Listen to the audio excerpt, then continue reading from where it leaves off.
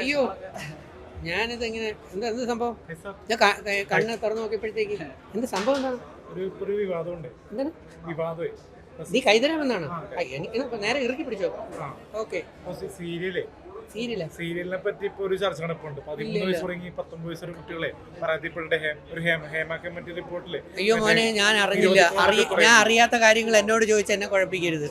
ഞാൻ ഈ സാധനം കേട്ടിട്ടില്ല. ഇതൊക്കെ എവിടെ നിന്ന് കിട്ടുന്നത്? ഇതൊക്കെ എവിടെ നിന്ന് കിട്ടുന്നത്? എന്താ എനിക്ക് മനസ്സിലായില്ല. ആ പ്രേംകുമാർ സാറ്, നമ്മുടെ ചലച്ചിത്ര അക്കാദമി. ചില സീരിയലുകള് പോലെ വിഷമാണെന്ന രീതിയിൽ ഒരു പ്രസ്താവന നടത്തിയിട്ടുണ്ടായിരുന്നു. ഇല്ല, അദ്ദേഹം അങ്ങനെ ഒരു പ്രസ്താവന നടത്തിയത് ഞാൻ കണ്ടില്ല, ഞാൻ അറിഞ്ഞിട്ടില്ല. അദ്ദേഹത്തിന്റെ വാർത്ത ഞാൻ ഒന്ന് കേൾക്കട്ടെ, അദ്ദേഹത്തിന്റെ വാർത്ത ഞാൻ ഒന്ന് കാണട്ടെ, എന്നിട്ട് നമുക്ക് നോക്കാം. എങ്ങനെ സീരിയല് വിഷമാണെന്നോ? ഇവിടെ പണിയില്ല, ജോലിയില്ല, ജോലി കഴിഞ്ഞ് വീട്ടിൽ വരുമ്പോൾ റിലാക്സ് ചെയ്യാൻ പറ്റുന്ന ഏറ്റവും നല്ല മാധ്യമമല്ലേ സീരിയല്, അല്ലേ? ഒന്ന് ആലോചിച്ച് നോക്കിയാണ്. വീട്ടിൽ പോയി കഴിഞ്ഞാൽ രാത്രി ഇപ്പോൾ ഞാനിപ്പോൾ ജോലി കഴിഞ്ഞ് വീട്ടിൽ എത്തി 6 തൊട്ട് രാത്രി കിടക്കുന്ന 10 മണി വരെ 4 മണിക്കൂർ എനിക്കൊരു പണിയില്ല, അല്ലെങ്കിൽ എൻ്റെ അമ്മയ്ക്കൊരു പണിയില്ല, അല്ലെങ്കിൽ എൻ്റെ അച്ഛൻ്റെ പണിയില്ല. അവർ വീട്ടിൽ വെറുതെ അവർക്ക് സീരിയലും പാട്ടും ഒക്കെ കാണണ്ടേ? സീരിയൽ എന്ത് വിഷമവും? പിന്നെ സീരിയൽ ഏതെടുക്കണം, സീരിയൽ ഏതെടുക്കണ്ടെന്ന് തീരുമാനിക്കുന്നത് പ്രേക്ഷകനാണ്, അല്ലേ? നിങ്ങൾ ആരെയും പിടിച്ചിരുത്തി സീരിയലിൻ്റെ വെട്ടിക്കകത്തേക്ക് ചാനലിനകത്തേക്ക് ആരെയും കൊണ്ടുപോയി കുത്തിക്കയറ്റുന്നില്ലല്ലോ. ഇഷ്ടപ്പെട്ടിട്ട് പോണ സാധനമല്ലേ, ഇഷ്ടപ്പെട്ടിട്ട് കാണുന്ന സീരിയലല്ലേ, അല്ലേ? പക്ഷെ പല സ്ത്രീകളുടെ ഉള്ളിലേക്ക്, കുടുംബസ്ത്രീകളുടെ ഉള്ളിലേക്ക് വിഷം കയറ്റുന്ന രീതിയിൽ, അങ്ങനെ രീതിയിലുള്ള ഞാനൊന്ന് ചോദിക്കട്ടെ. മുമ്പ് നസീർ സാറിൻ്റെ, ഉമ്മർ സാറിൻ്റെ, ജയൻ സാറിൻ്റെ ഒക്കെ സിനിമ വരുമ്പോൾ എന്തെങ്കിലും റിവ്യൂ ഉണ്ടായിരുന്നോ? ഇല്ല. ഇപ്പം സൂര്യയുടെ പടം ഉൾപ്പെടെ നമ്മൾ കാണാനായിട്ട് ആഗ്രഹിച്ച ഒരുപാട് പടങ്ങൾ വരുമ്പോഴത്തേക്ക് റിവ്യൂ എന്ന് പറഞ്ഞിട്ട് ഒരു 3-4 പേരെ വരുന്നുള്ളൂ, അല്ലെങ്കിൽ 5-6 പേരെ വരുന്നുള്ളൂ തന്നല്ലോ. ഈ റിവ്യൂ പറയുന്ന സഹോദരന്മാർ അല്ലെങ്കിൽ സഹോദരികൾ, അവരുടെ ഒറ്റ ആളിൻ്റെ തലയ്ക്ക് അകത്ത് തോന്നുന്ന ചിന്തകളല്ലേ ഈ റിവ്യൂ എന്ന് പറഞ്ഞ് അല്ല, നിങ്ങളെല്ലാം കൂടെ ചർച്ച ചെയ്തെടുത്ത കൂട്ടായ തീരുമാനം അല്ലല്ലോ റിവ്യൂക്കാരെ ഇടുന്നത്, അല്ലേ? ആ റിവ്യൂക്കാരൻ പറയുന്നത് കണ്ണു അടച്ച് വിശ്വസിക്കുന്ന ബുദ്ധിമാനായ മലയാളിയാണ് മണ്ടൻ. പറഞ്ഞു മനസ്സിലായേ?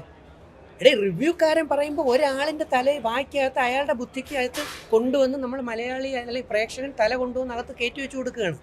എന്നിട്ട് പുള്ളി പറഞ്ഞതാണ് ശരിയെന്ന് വിചാരിച്ച് കൈ ഒടിച്ച് പോകുന്നവനെ വേണം തല്ലാൻ. സിനിമ കാണണമെന്നുള്ളവർ സിനിമ കാണുക. കാണാൻ പോകുന്ന എന്തിനാണ്? എല്ലാ സിനിമകളും നല്ല സിനിമ. ഏതെങ്കിലും ഒരു സിനിമ മോശമായിട്ട് സിനിമയായിട്ട് എടുക്കാറുണ്ടോ? ഞാൻ ചോദിക്കട്ടെ, ഏതെങ്കിലും ഒരു ഡയറക്ടറോ പ്രൊഡ്യൂസറോ മോശം സിനിമ എടുക്കുന്നത് നീ കണ്ടിട്ടുണ്ടോ? ഞാൻ ഒരു മോശം സിനിമ എടുക്കാൻ പോവുകയാണ് എന്ന് പറഞ്ഞുകൊണ്ട് ആരെങ്കിലും എടുക്കുന്നത് കണ്ടിട്ടുണ്ടോ? ഉണ്ടോ? ചോദ്യത്തിന് ഉത്തരം പറ. എല്ലാവരും എടുക്കുന്നത് നല്ല സിനിമ. ഏതെങ്കിലും ഒരു അച്ഛനും അമ്മയും ഞാൻ മോശം കുഞ്ഞിനെ സൃഷ്ടിക്കാൻ പോവുകയാണ് എന്ന് പറഞ്ഞുകൊണ്ട് ഏതെങ്കിലും ഒരു അമ്മയും അച്ഛനും മോശം കുഞ്ഞിനെ സൃഷ്ടിക്കാറുണ്ടോ? പക്ഷെ കൊച്ചു വളർന്ന് കയറി വരുമ്പോൾ, അല്ലെങ്കിൽ സിനിമ റെഡിയായി പുറത്തേക്ക് വരുമ്പോൾ അതിനകത്ത് ചില ഏതെങ്കിലും ഫോൾട്ടുകൾ ഉണ്ട്, പ്രശ്നങ്ങൾ. ആർട്ടിസ്റ്റിൻ്റെ ആവണമെന്നില്ല, ചിലപ്പോൾ എന്തെങ്കിലും ടെക്നിക്കൽ സംഭവങ്ങളായിരിക്കാം, അല്ലെങ്കിൽ മേക്കിംഗ് ആയിരിക്കാം, അല്ലെങ്കിൽ സ്ക്രിപ്റ്റിൻ്റെ പ്രശ്നമായിരിക്കാം. ഞാനിപ്പോൾ ഒരു കംപ്ലീറ്റ് ഫിലിം ഇൻഡസ്ട്രിയിലെ നിന്ന് പഠിക്കുകയാണ്. 4 വർഷം കൊണ്ട് ഞാൻ എനിക്ക് 32 വർഷത്തെ എക്സ്പീരിയൻസ് ഫിലിം ഇൻഡസ്ട്രിയിലുണ്ട്. 4 വർഷം കൊണ്ട് ഫുൾ നിന്ന് പഠിക്കുന്നത്. കാരണം കുറച്ച് കഴിയുമ്പം ഞാൻ നേരത്തെ അനൗൺസ് ചെയ്ത പോലെ DRK പ്രൊഡക്ഷൻ എന്ന് പറഞ്ഞാൽ എനിക്കൊരു പ്രൊഡക്ഷൻ ഹൗസും തുടങ്ങണം. ചെറിയ നല്ല പടങ്ങൾ പ്രൊഡ്യൂസ് ചെയ്യണം, മിടുക്കരായ കുട്ടികളെ ഉയർത്തിക്കൊണ്ടുവരണം. ഇതൊരു കലയാണ്. പ്ലസ് അതിനോടൊപ്പം തന്നെ ഒരു ബിസിനസ്സുമാണ്. പൈസ വരാതെ എങ്ങനെ അടുത്ത പടം എടുക്കും? എനിക്ക് പൈസ വന്നല്ലേ എനിക്ക് എടുക്കാൻ പറ്റുള്ളൂ. സീരിയൽ വിളിച്ചിട്ട് പൈസ കിട്ടുന്ന എന്ത് പരിപാടിയിൽ വിളിച്ചാലും ഞാൻ പോകും. നീ ഏത് വേണമെങ്കിലും പൈസ തരാമെങ്കിൽ വിളിക്കും, ഞാൻ അഭിനയിക്കാൻ വരാം. ഉടുത്തും വരാം, ഉടുക്കാതെയും വരാം, പക്ഷെ പൈസ തരണം, അത്രേ ഉള്ളൂ. നമ്മൾ തമാശ മിക്സ് ചെയ്തു എന്നുള്ളതേ ഉള്ളൂ. വളരെ സീരിയസ് ആയിട്ട് പറഞ്ഞൊരു കാര്യമാണ്. നമ്മൾ ഇത് കംപ്ലീറ്റ് ചെയ്യട്ടെ. ഇത് പറഞ്ഞ സംഭവം അത്രേ ഉള്ളൂ. സിനിമ എന്ന് പറയുന്നത് നല്ലൊരു ദൃശ്യ ശ്രവ്യ മൈൻഡിനെ ആഹ്ലാദിപ്പിക്കാൻ പറ്റുന്ന മാധ്യമമാണ്. അതൊരു എൻ്റർടൈൻമെൻറ്റ് ഫിലിമാണ്. ചിലർക്ക് ഞാൻ ചോദിക്കട്ടെ, ഒരു റിവ്യൂവർ മോശമെന്ന് എഴുതിയാൽ നമ്മൾ കാണുമ്പോൾ അതിനകത്ത് ക്യാമറ ഭയങ്കര നല്ലതായിരിക്കും, വിഷ്വൽ ബ്യൂട്ടി ചിലപ്പോൾ വേറൊരു ഫിലിമിൽ ഭയങ്കരമായിരിക്കും, മേക്കിംഗ് വേറെണ്ണത്തിൽ സൂപ്പറായിരിക്കും, ചിലപ്പോൾ അതിനകത്ത് ആക്ഷൻ എന്ന് പറയുന്നത് ഇടിവെട്ടായിരിക്കും, അല്ലേ? അപ്പോൾ ഇത് ഒരു സിനിമയിൽ ഏതെങ്കിലും തരത്തിൽ എന്തെങ്കിലും ഗുഡ് മൂവ്മെൻറ്റ്സ് ഉണ്ടാവും. പക്ഷെ നല്ലതിനെ നമ്മൾ എടുക്കുമോ? എടുക്കുന്നില്ല. അതാണ് നമ്മുടെ ശാപം എന്ന് പറയുന്നത്. 99% ഒരു പുരുഷനിൽ, ഒരു സ്ത്രീയിൽ, ഒരു ആർട്ടിസ്റ്റിൽ, ഒരു വർക്കിൽ നല്ലതുണ്ടെങ്കിലും അതെടുക്കാതെ ഒരു നെഗറ്റീവ് ഉണ്ടെങ്കിൽ നമ്മൾ അത് മാത്രമേ എടുക്കൂ. അതാണ് നമ്മുടെ പ്രശ്നം. നമ്മൾ ഇംഗ്ലീഷിൽ എന്തുകൊണ്ടാണ് മലയാളം ഇംഗ്ലീഷിൽ ഡെവലപ്പ് ചെയ്യാത്തതെന്ന് അറിയാമോ? നമ്മൾ സ്കൂളിൽ പഠിക്കുമ്പോൾ പരസ്പരം ഒന്ന് ഇംഗ്ലീഷ് സംസാരിക്കുക എന്ന് പറഞ്ഞ് തുടങ്ങുമ്പോഴത്തേക്ക് അവൻ്റെ ഒരു ഇംഗ്ലീഷ് അടുത്ത് പറ. ഇതാണ് നമ്മുടെ കൂട്ടുകാരന്മാർ നമുക്ക് തന്നത് തന്നല്ലോ. അപ്പോൾ ഇവന്മാരെ പേടിച്ചിട്ട് നമ്മൾ എന്ത് ചെയ്തു തുടങ്ങി? മലയാളം മണഞ്ഞ് നമുക്കിപ്പോൾ ഇംഗ്ലീഷ് അണിഞ്ഞുകൂടാ, മലയാളം അണിഞ്ഞുകൂടാ, ഹിന്ദി അണിഞ്ഞുകൂടാ, ഒന്നും അണിഞ്ഞുകൂടാത്ത അവസ്ഥയായി. കാരണം നമുക്കൊരു ഇനിബിഷൻ. കണ്ണു അടച്ചു കൂട്ടി ഇംഗ്ലീഷ് പറയാനും അത് പ്രോത്സാഹിപ്പിക്കാനും ഉണ്ടായിരുന്നെങ്കിലോ ഇനി രണ്ടാമത് നമ്മൾ സംസാരിക്കുമ്പോൾ മറ്റവൻ വായി നോക്കിയിരിക്കുകയാണ് ഇവൻ്റെ എന്താണ് തെറ്റാണ് വരണതെന്ന് കാര്യം മനസ്സിലായ പോരെ. ഇവിടുത്തെ നമ്മുടെ ഓട്ടോ ചേട്ടൻ മുട്ടാഞ്ചേരി ഫോർട്ട് വെച്ചിട്ടുള്ള ഓട്ടോ ചേട്ടൻ നല്ല മണിയായി ഇംഗ്ലീഷ് പറയും. എന്തുകൊണ്ടാണ് അവിടെ വന്നിറങ്ങുന്ന ഫോറിനർ സാഹിബ് മദാമയുടെയും നിരന്തരം സംസാരിച്ചിട്ടുണ്ട്. ഇവിടെ MA ഇംഗ്ലീഷുകാരൻ സംസാരിക്കുന്നതിനേക്കാൾ ഓട്ടോ ചേട്ടൻ നന്നായിട്ട് സംസാരിക്കും. ഇല്ലേ അവരെ കൊണ്ടുപോകണം, കാര്യങ്ങൾ കൃത്യമായിരിക്കണം, ഗൈഡായിട്ടിരിക്കണം. ഇവിടുത്തെ ലണ്ടനിൽ വീട്ടു ജോലിക്ക് പോയിട്ട് വരുന്ന നമ്മുടെ ഒരു ചേച്ചി സ്കൂളിൽ പോലും പോയിട്ടില്ല, തിരിച്ചു വരുമ്പോൾ ഫ്ലുവൻറ്റ് ഇംഗ്ലീഷാണ്. എന്തുകൊണ്ടാണ്? പ്രാക്ടീസാണ്. അപ്പോൾ എന്തിലും കുറ്റം കണ്ടെത്തുന്നതാണ് നമ്മളിൽ കുറച്ച് പേരുടെ ഒരു പ്രശ്നം. എല്ലാ മലയാളിയും അങ്ങനെയല്ല, മലയാളി ധാരാളം പേരുണ്ട്, പക്ഷേ ബഹുഭൂരിപക്ഷം സൈലൻ്റാണ്. അവർക്ക് നല്ലതും ചീത്തയും തിരിച്ചറിയാൻ നന്നായിട്ട്. അതുകൊണ്ട് സീരിയൽ മോശം വന്നോ സിനിമ മോശം വന്നോ അത് രണ്ടും അതൊന്നുമല്ല. അത് മേക്കിങ്ങിനനുസരിച്ച് നല്ല സീരിയലുകളുണ്ട്, എല്ലാ സീരിയലും നല്ലതായിട്ട് തന്നെയാണ് എടുക്കുന്നത്. പിന്നെ ഈ പറഞ്ഞ കണക്ക് കാണാൻ ഇഷ്ടപ്പെട്ടതല്ലേ ഒരു ഡയറക്ടർ എടുക്കും.